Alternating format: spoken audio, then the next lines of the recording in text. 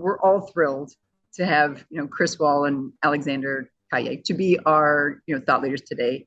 So what I'd love to do is just also, certainly we welcome our community members, and we also welcome the Georgetown alumni, because Chris started the executive certificate in leadership coaching program at Georgetown and brought Alexander in to do the team coaching track back in 2000. So that's 64 cohorts. So we welcome them, the alumni of that program, along with our community members to this. So thank you for being here. So we have a community platform for those who are not on it. It's on a platform called Disco. So we welcome everybody. It's a fund-free, tons of resources and invitations to events like this. Okay, so just brief intros, and then we'll jump into our topic, the thinking path, which we're excited to share with you. And then the way we'll run the session is we've got about 18 to 20 minutes worth of material. And then following the presentation, hold your questions and write them down and jot them down. And then we'll have a nice 15, 16, 17 minutes for Q&A, which we'll do in full plenary, and that'll give us a chance to have a nice discussion. But we do have some content for you today and an example of the thinking path related to a very current challenge facing many of us. Chris, anything you want to add to that? No, I don't really have anything to add, except that I'm happy to be here and happy to see so many faces that I haven't seen in a while. It's great to be with you. Great. So let's jump in. So we're going to begin our journey today with our infamous little framework called the thinking path. Developed over 30 years ago, it has stood the test of time. It is a simplified version of human functioning, and it really is a way for us to work with clients, to work with employees, to work with our peers, direct reports, and others in our life in a way that helps them to start to compartmentalize their experience as human beings in 4 boxes, and to do so in a way that starts to make sense to them and to then understand what the basis for their change might be. So we look at 4 boxes: thinking, feelings, actions, results. If it looks like cognitive behavioral therapy, that's because it does. It has its origins in a number of models, one of being CBT. And it's a pretty powerful framework because for those who have never been confronted with, who have never dealt with or engaged in any work of this kind, it starts to really make sense to cordon off different aspects of experience and put them together on a single page. So this is the thinking path. We still to this day, 5, 10, 15 years later, hear from Georgetown students that they're still using the thinking path. And it's one of the key tools in their coaching toolkits. So thinking drives feelings, drives actions, drives results. We're not going to get into the neuroscience of the thinking path. We're also not going to work with polyvagal theory and neuroception, interoception of interior thinking that leads to feelings. We're just going to deal here with the conscious and unconscious thinking processes we call thinking. Now, Chris and I were debating what kind of example would we like to use for today? What can we ground our example in? And we both have spent quite a bit of time working with the notions of VUCA that our clients deal with, that our clients are immersed in and have been dealing with since the end of the Cold War. And when we think about VUCA, we think about a new acronym that has emerged since 2020 from Jemais Couchot. And what it says is something a little different than VUCA. It's a derivative of VUCA, but it's an interesting acronym which deals more with what people might be feeling in today's world. And it goes something like this: BANI. Now, many of you have probably heard of this already. It's out there in the ether. Many of my clients know the acronym already, and they really like it. And what it basically stands for is, when we think about our ecosystem, the way we live our lives, the worlds we live in, the ecosystems we thrive in, there are certain aspects of it that feel this way: brittle, anxious, nonlinear, and incomprehensible. And this does come from Jemais' He's a futurist and distinguished fellow at the Institute for the Future, and he proposed Banny as a successor to the VUCA model, arguing that VUCA was no longer sufficient to describe the nature of disruption in the 21st century. Brittle means that our systems, our processes, our procedures, our rituals, and our traditions seem to break. They're breakable.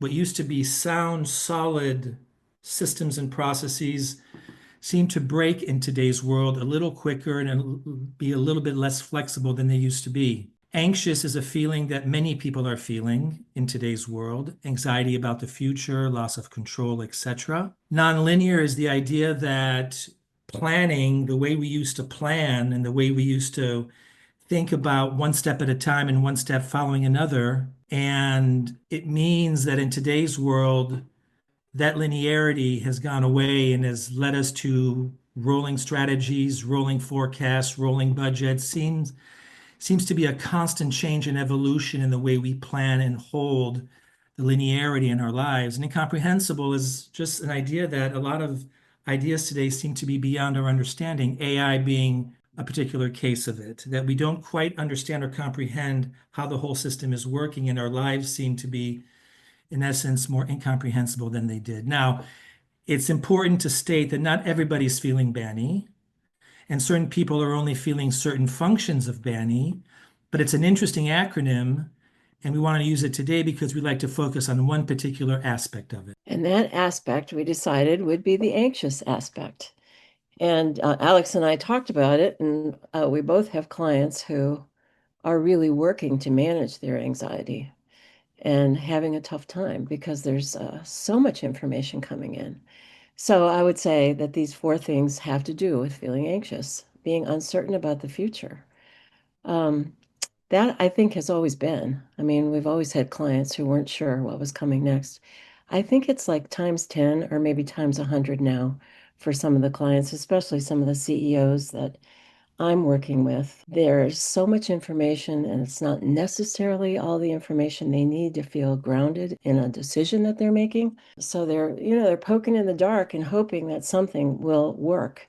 And in the meantime, they're really working to manage their anxiety, not only theirs, but the entire system. I have clients who have lost government contracts. I have CEO clients who have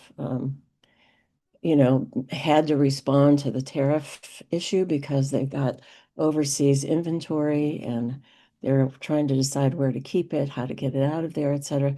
So there's just a lot. And one of my sessions yesterday with a client, he is losing one of his senior members of his senior team. And it's a huge function. And he doesn't have someone yet to take the place of the person who's leaving. And he's feeling kind of alone and disconnected in that. And so what we worked on is, like who else can you call in from your SLT for support around this function, even though none of those folks are really going to take over the function, but can they help you so that he doesn't feel so isolated? And the last piece about anxious is the loss of control. It really helps, I think, to be developed vertically, to be able to manage all of these aspects of anxiety, because I think the more vertically you are developed, the more you can handle and recognize that control is an illusion. But for most of our clients, we're really trying to help them understand what they can do in the midst of all of this anxiety. So what we're going to do here is we're going to take the thinking path model and work a current state based on this concept of being anxious. And so we'll look at the thinking, feelings, the actions, and the results. I'm going to start with the thinking, but I want to just say to all of you that with a client, you can start with whatever they're presenting. If they present an action that didn't go well, you could start there. Or if they're coming into your session with some feelings that they want to work through, you can start there. But I'm going to start at thinking and make this look like a linear process, which it is not. But it really helps, as you said earlier, Alex, to compartmentalize. And I think something that we have to remember is that our clients are generally not trained the way we are. They're trained to know business. They're trained to know supply chain. They're trained to know, health administration or whatever it is. They're not trained in this stuff. So even though it may be easy for us, it takes some real work for people to actually do what you were talking about, Alex, which is compartmentalize. And this helps. Okay, so the thinking, your client's thinking might be, or it might be for yourself too, because I will say that as coaches, we have to keep working on our own state of mind. So the thinking that can go with the current state around anxiety is, I think my future's uncertain. I don't know what's going to happen to me. My value is in question. I don't know who appreciates what I'm up to. I'm worried about whether I'm adding value. It's keeping me up at night. I'm alone in this. I don't know who I can turn to. That has to do with the disconnection we just talked about. And I'm alone, and maybe I'm feeling, they may not know that they're feeling this, but maybe they're feeling under-resourced. So the feelings are, I'm anxious and worried. I feel overwhelmed. I feel isolated. I feel ungrounded. I feel at a loss as to what to do. You'll hear a lot of feelings. So from there, we go to, well, okay, what actions might you take to address those feelings and that thinking?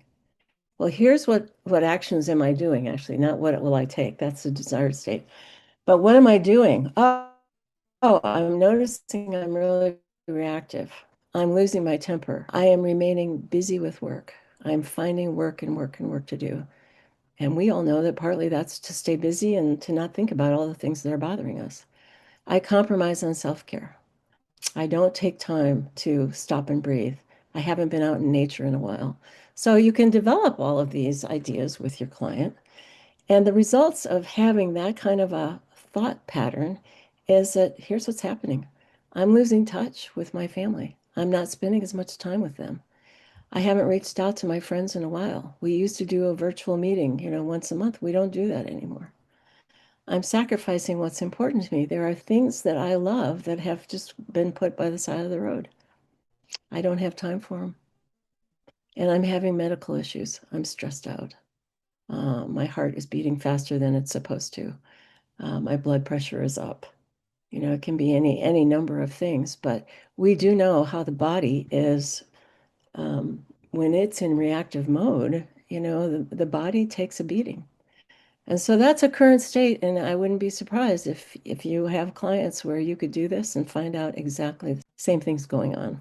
Right. Is there anything did you want to add anything? I don't think so. If I go back to it, I think that this is a really classic thinking path. Having worked this particular thinking path with several clients recently, I think these are very illustrative ideas. And it can be very, much as emotional labeling can help us with emotions management, labeling of current state can be very gratifying and very healing in and of itself as a process. So spending some time on the current state can be really useful. That is so true. And I remember when you first introduced this at Georgetown, and you and I talked about it in the design of the work that you were going to be doing. I remember I was applying it to myself all the time. And Yeah. it was really helping me get clear on, oh, now I know, because I'm always telling people, understand what's behind the feeling that you have, because it tells you something about what you value and how in some ways that's being betrayed. I get beyond myself, but I loved it and I've used it ever since. All right. So what you do after you've done this current state with a client, typically you would start with results. So you start at the top. What results would you rather be getting? What are some of the ideas for what would make this situation better? So we line up the two sides of the thinking path. We go from a current state to a desired state, and we can put this on a whiteboard. You can do it on a Google Doc. You can do it verbally. You can do it however you wish. In a coaching session, some of my clients tend to take notes themselves on their iPads or written notes. And as Chris just said, we begin at the top, at least in this particular case, although you can begin wherever you want, as Chris mentioned earlier, we'll begin at the top and go down for this particular case.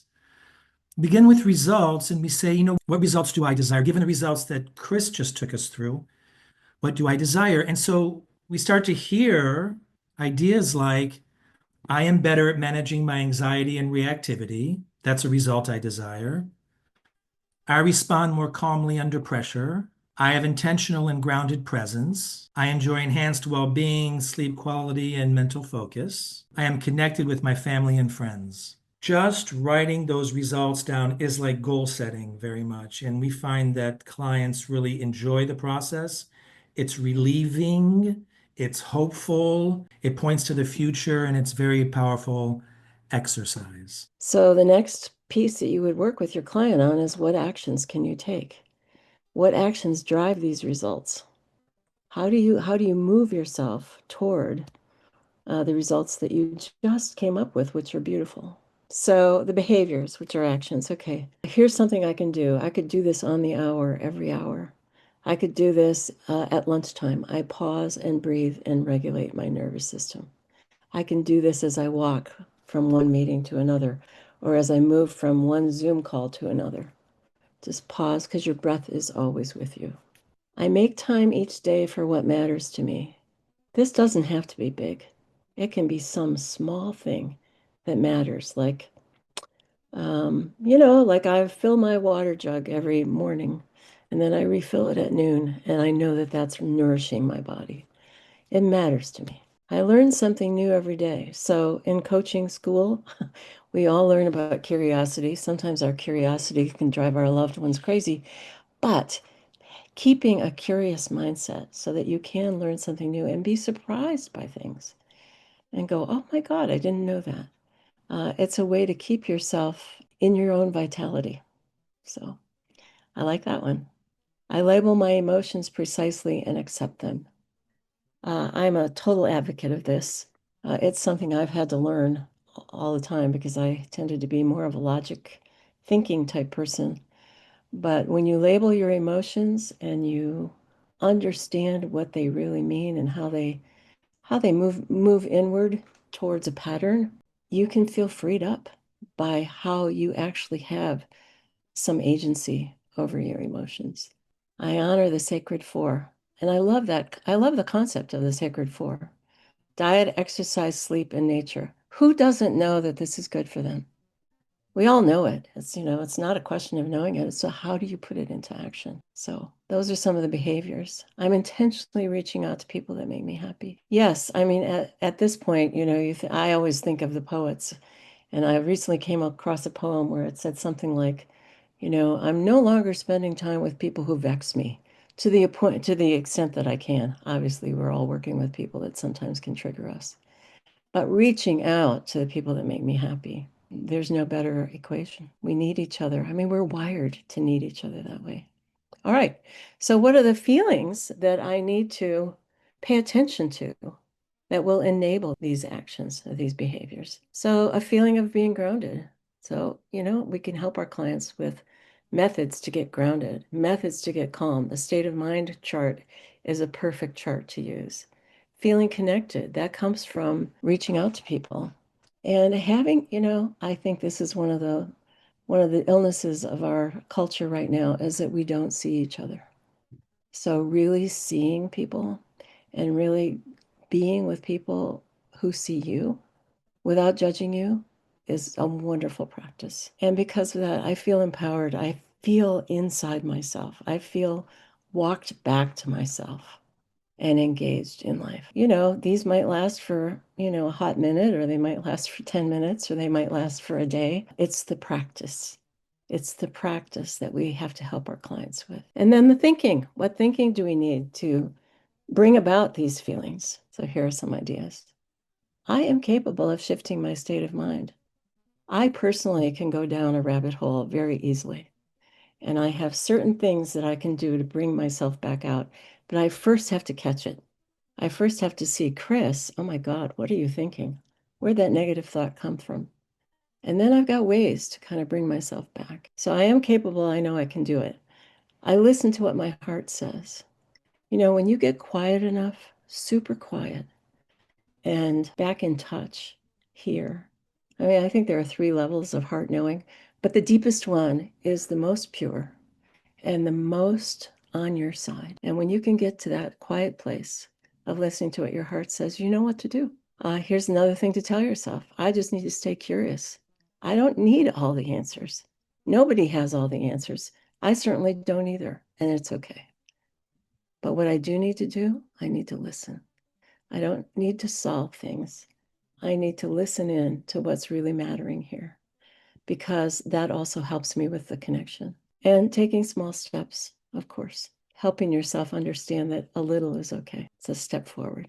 And I can do hard things. There's a podcast called I Can Do Hard Things, and I love the concept of that. I've done hard things before. I've been in worse spots before. I can get through this. I've got what I need. So here's the trick. Thank you, Chris. Here's the trick that we discovered years ago and that we wrote about in the chapter 28 in the Georgetown book on becoming a leadership coach. We realized that, sure, that new thinking leads to those new feelings, leads to those new behaviors and actions, leads to those new results and outcomes. But what is needed to really drive the thinking? So, in other words, which strategies reinforce my new thinking? Because defining a desired state thinking path is helpful, but it's not enough. And what we discovered was that there are actually 5 strategies that our clients can employ, which will ensure that their thinking sticks. And in neuroscientific terms, that neurons will connect and axons will get myelinated and connections will get broadened. And what we did is we looked and said, the first thing that's possible is repetition. You go to the thinking that Chris just shared to repeat those as affirmations. The affirmation process, the repetition process, whether it's on sticky notes, whether it's done verbally, is a very powerful process to ensure thinking sticks, to then get those feelings and to be able to lean into those new actions and produce those new results. The second is learning writ large, which is watching podcasts or reading books or watching videos. The process of taking time to really learn about that particular thinking thought habit. The next one, not used by many, but by some, is visualization, visualizing ourselves, adopting and adapting to that new thinking, that new thought habit. Visualizing can be very powerful as it connects and myelinates. Writing, journaling, to write down what we think about that particular thinking or that particular thought habit, to do some journaling, to do some long form writing or typing, what have you. And finally, a very powerful way to ensure that we really reinforce the thinking is conversations. It's to talk to others about it, to have conversations about this new thinking path, this desired thinking path. And in essence, to open up the conversation so that it starts to ingrain in us as we talk about it, we again connect and build those new connections and reinforce them. And that is pretty much what we had for you today. We thought we would leave you with some quotes and then we'll get off of slideshow and open it up to some Q&A. So we'll give you a moment to read these, some of our favorites. I just want to say I love the Marie Howe one. I love how it invites you to remember yourself. I love all of them, but I especially, in the midst of everything, that one hits me. And let's open it up to questions. Raise hands. Any questions are good. Let's raise hand, come off mute, and let's have a conversation. We have until 11:45, so we have a good 12 minutes to have a nice conversation. What's on your minds? There's one in the chat called How Do You Introduce It? How do you introduce a thinking path? How do you introduce it, Chris? I just say pull out a piece of paper and do 4 boxes and then label these boxes, thinking, feeling, etc. And let's just take a stab at going through what's going through you as you think about this situation that's vexing for you. I love that word. And that's how I introduce it. We go through, we start wherever they want to. Or I might say, I hear this really strong feeling in you. Let's plug it in to the feeling box and let's take it from there. How do you introduce it? I'll start to have conversations in coaching which start to center around, that are in the doing space. So what are you doing? How are you acting? What are you saying? What did you notice about yourself? And then I'll gently ask what's beneath that. Mm-hmm. And sometimes they'll say frustration. I was frustrated. I was anxious. I was what have you. And then I'll ask what was beneath that. So I don't introduce a thinking path. I ask 3 questions. Well, what's beneath that? And then they'll stop oftentimes and go, I don't know what was beneath my frustration. Well, was there any thinking there? Was there any assumption? Was there any, like if you stopped and said, I was thinking or I believed, what would you say? And they'll come up with something. I'll say, so look, you just looked at a belief, drove a feeling, drove an action. What was the result? And I'll say, did you enjoy that line of thought? Shall we formalize it a little bit and do it a little bit more formally? And most of my clients will give me 2 thumbs up. Great. Jonathan. Hey, Jonathan. Hi, this is great. Makes a lot of sense. And I'm wondering how you both see this fitting or not fitting with ideas like immunity to change. Mm. To me, it feels like this is how do you hit the accelerator? And what about the brakes? Oh, good question. I love Chris? that question. Well, I mean, this was a very quick intro, but when you're working with this with someone, at least when I am, um, it uncovers a lot that points to what you're talking about, Jonathan, in terms of a person's patterning, what they're unconscious about, the way they deal with or don't deal with their emotions and hide from them. So, with this thinking path, I mean, the surface level works pretty well for quite a lot of people. But for those who really want to understand themselves and make sense of how this fits into their own psyche or ego, yeah, there's a lot more you can do with it. So yeah, putting on the brakes and helping them see is wonderful. And then the other thing, I mean, back to reinforcers, I really like Dan Newby's work. His is schoolovemotions.world. He's done a lot of work on helping people find their emotions and what they mean. He has a book out called The Unopened Gift. I like Brene Brown's book about the heart, Atlas of the Heart. And so ways to help people get underneath that reactive emotion. I mean, I'm always making the distinction for leaders that, when you are reactive, you're not responsive. And being responsive takes a little more of what you're pointing to, Jonathan. Thank you. Thank you. Could be a much longer conversation. Yeah, Oh, good. yes. Anne. Hi, Anne. Hello, Alexander and Chris. Good to be with you both, and thank you for this. And hello, Janice. I almost chatted to you, but you're the host, so I didn't want to distract. Um, so not a perfectly formed question, more of like a felt question. Um, you introduced this model, as you said, 30 years ago. I think it's been 24, 25 years ago since I first learned it from you. And I'm wondering, how are you with it now? And based on how you're with it now, what would you say to people in terms of what they can expect in their growth with this model? And maybe like if I had known then, like what's the tip? No, that's a great question. I think for me, Anne, I've been using it ever since. I've expanded my understanding of human functioning to go beyond just the thinking path. So just to be clear, and I've studied quite a bit of neuroscience. I also understand the deeper complexities of how neural nets get formed and what thinking really does. And so that's me having grown with it. That said, I use the thinking path in very much the same way, surprisingly. And what I would say is that don't go for the first draft. I have discovered that on a current state or desired state, we do a first draft and you can do it fairly quickly. Have clients sit with it and come back and do it again and deepen their work around it because there are deeper levels of thinking and thoughts. And there's deeper emotions that they can come up with. So I say give it a couple rounds and let clients incubate the product before they come up with what they would call their final current and desired states. Mm. That's been my biggest discovery.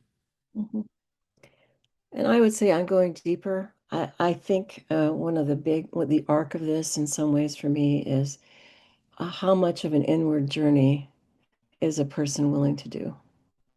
How much are they responding to external stimuli? And how much are they able to respond to their own internal stimuli? So letting it incubate, like Alexander's talking about, is one way to help with that inward journey. My work is really a lot about a person's identity And to get to that piece of it, you have to stay with it, right? But the actual model, still works as a way of introducing a deeper journey. So. Yeah. Thank you, Anne. Thank you. Appreciate it. Yeah. So curious on how you use this with, teams and larger organizational systems. So for instance, you hear the language of, some of the leaders say, oh, we want different results. Like, okay, that's an opening for the thinking path. What is the thinking that you want to embed across this organization that is consistent in nature, that then drives the feeling, drives the actions, behaviors that will have the different results that what you're looking for? So curious on how you work, not just with individual clients, but with larger systems to help them shift. Chris? I remember you and I doing this one time. Yes. In a workshop that was it was a cohort workshop, so I don't know what number it was. We saw these people several times over 6 months, and they were very frustrated in their system. And they were going all over the place with, here's what we could do, blah, blah, blah. So we actually did draw the 4 boxes on a whiteboard and worked with them, and they were so excited by, here's the current state. Oh my God, we've labeled it, blah, blah, blah. Now let's go to the desired state. And they came up with so many good ideas. And so, it's kind of like being in the moment seemed to help us at that moment. I don't know that I've ever actually taken it in and planned it, but I have used it in the moment with teams and with groups. And those people were all then empowered to go and do it with the people in their functions. Our team coaching OPN model, outcomes, patterns, norms, which those who have been trained by Corentus know intimately well, is a redux version of the thinking path. That's right. Which is, we look at a team and we ask them to identify the outcomes they produce, the patterns they're involved in and engaged in, and the norms that drive those patterns. And then we do a current state OPN and a desired state OPN. And the language of patterns is broad, and we look at behavioral patterns, we look at feeling patterns, we look at methods and ways of working patterns. Is a really powerful word for systems to adopt. So that's one way that I've used it to do broader change in teams and even in a division or a function, Janice. You can hear the leaders, hitting their head against the wall, saying, we want this, behavior change. We want this behavior change. We want people to do different actions, or we want different results. And, but you have a risk adverse culture. And that culture is a set of, thinking that it permeates the organization, and none of the behavior, feelings, actions, or results are going to change unless you really pay attention to the thinking that needs to change across the organization. So it's interesting from that perspective. Chris, do you always do the desired state in the reverse? No. No. No, I don't. For this we did, but no. I go with where the client is. What's going to enliven them? What's going to help them get, excited about what's possible? That was just interesting because I've not done it this way. Actually, I'm a newer cohort, and I actually love this, and I use it with clients. And I've always just done the desired state linearly from thinking, and then it just ends up being not what they said before, just the Yes, opposite. right. And this is so very different to approach it this way. Yeah. So I thought this was, very valuable to see this approach. So thank you. Oh, you're welcome, Deanne. Yeah. One more, and then we'll have to close for the day. Kelly. Hey, Kelly. Hey, Alexander. Hey, Chris. How are you? Good.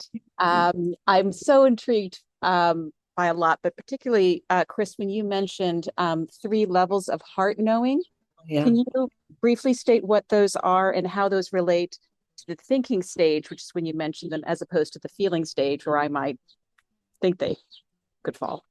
Oh, I don't know if I can answer that in 30 seconds. I was really pointing to and you and I could talk later. I was really pointing to this idea of getting quiet, so quiet that you can hear what your heart has to say. Your heart, I don't know, we always get caught in this, like, is your heart a thinker or a feeler? It almost doesn't matter. What matters is that you get quiet enough to hear it and to listen to it.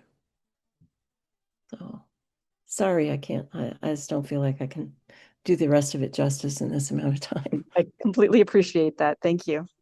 That is a beautiful way to end, I believe. Listen to what your heart says. So get quiet, listen to what your heart says. And my heart right now says thank you for everyone who came, spend these past 45 minutes with us. It is a joy to see everybody. Thank you, Chris, Alexander. As always, love you and enjoy your weekend, everybody.